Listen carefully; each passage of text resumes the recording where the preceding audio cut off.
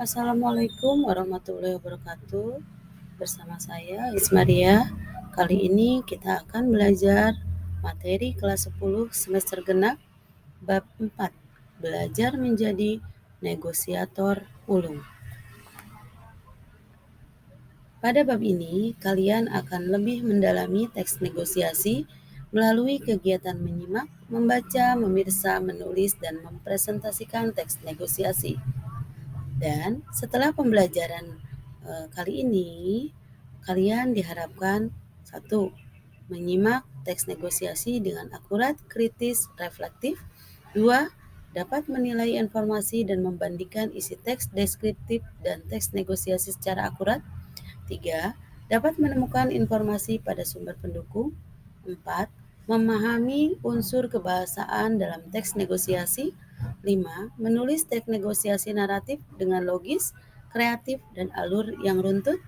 Dan yang terakhir, dapat menyajikan teks negosiasi dalam bentuk dialog dengan runtut, kreatif, dengan metode yang tepat. Anak-anak sekalian, apakah kalian pernah mengetahui atau mendengar istilah teks negosiasi? Tentunya, mungkin disadari dan tidak, pasti sudah ya. Apakah hal-hal yang harus diperhatikan dalam negosiasi dan sebetulnya ciri-ciri apa saja yang bisa dikatakan bahwa hal tersebut termasuk ke dalam negosiasi? Kali ini kita akan mempelajarinya secara mendalam, yaitu memahami pengertian dan karakteristik teks negosiasi. Negosiasi merupakan kegiatan berunding atau tawar-menawar untuk mencapai kesepakatan atau persetujuan bersama antara berbagai pihak. Kesepakatan tersebut merupakan hal yang disetujui bersama setelah mengatasi berbagai perbedaan atau perselisihan antara dua belah pihak. Faktor yang menentukan keberhasilan suatu negosiasi. Suatu negosiasi akan berhasil jika hal-hal berikut bisa dilaksanakan dengan baik. Pertama, bersedia kompromi menerima keinginan pihak lain. Kedua, semua pihak tidak dirugikan. Ketiga, alasan disampaikan secara logis, jelas, tepat, dan sesuai dengan fakta. 4. Hasil kesepakatan dapat dilakukan secara langsung. 5. Pengajuan disampaikan dengan sopan, santun, dan baik. 6. Kedua belah pihak tidak saling memaksakan kehendak dan keinginan. Terakhir, mementingkan kepentingan bersama. Jika hal tersebut dilakukan, negosiasi ini akan berhasil dengan baik. Adapun struktur teks negosiasi. Yang pertama, orientasi, pengajuan, penawaran, dan terakhir persetujuan. Selanjutnya kita akan membahas mengenai unsur-unsur kebahasaan teks negosiasi. Yang pertama, pronomina, yaitu kata ganti orang. Hal ini sering digunakan dalam teks negosiasi berbentuk dialog. Berikut contohnya.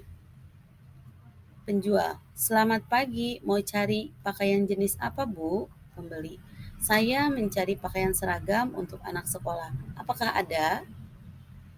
Nah, di sini yang mana termasuk ke dalam kata ganti orang atau pronomina? Itu saya. Berikutnya kalimat langsung.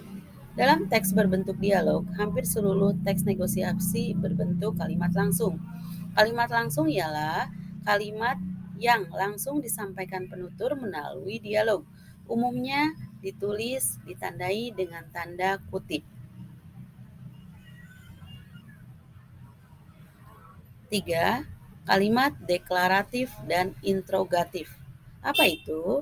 Kalimat deklaratif yaitu kalimat pernyataan yang menyatakan suatu informasi atau berita dikenal dengan kalimat deklaratif tersebut. Adapun kalimat interrogatif yaitu kalimat yang menanyakan sesuatu. Contohnya, untuk kalimat deklaratif dan interrogatif dalam teks negosiasi adalah sebagai berikut. Pak, saya mau mencari sayur bayam. Ada? Itu kalimat interrogatif. Berikutnya, tentu ada Bu, silakan. Bayamnya baru datang dari Bandung. Nah, kalimat tersebut termasuk kalimat deklaratif. Selanjutnya, yang keempat yaitu kalimat persuasif. Apa itu kalimat persuasif? Kalimat yang bertujuan membujuk, menarik perhatian, atau mempengaruhi. Berikut contoh dalam teks negosiasinya. Harga mangga ini kok mahal sekali, Bang? Ini mangga kualitas terbaik, Bu. Harganya jadi sedikit mahal. Ini baunya harum, rasanya manis, dagingnya tebal dan lembut. Saya jamin Ibu tidak akan kecewa jika membelinya. Nah, dalam kalimat percakapan terakhir itu mengandung kalimat persuasif, membujuk. Selanjutnya adanya tuturan pasangan.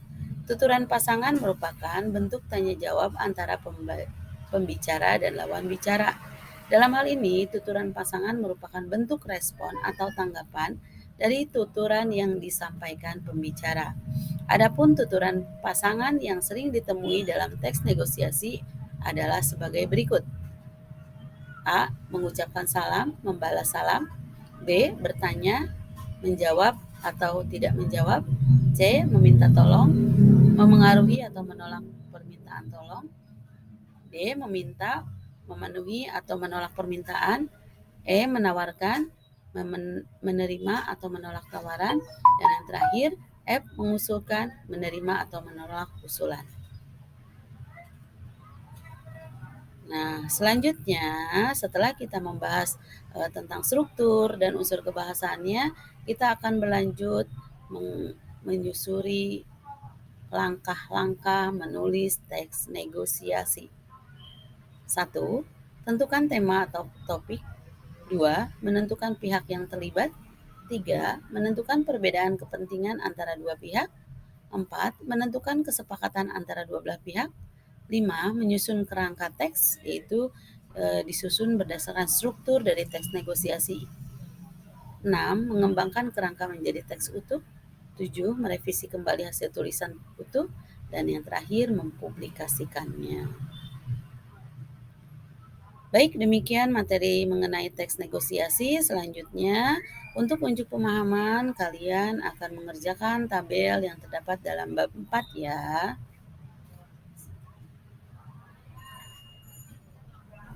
Yuk kita praktik dan diakhiri dengan membuat teks negosiasi.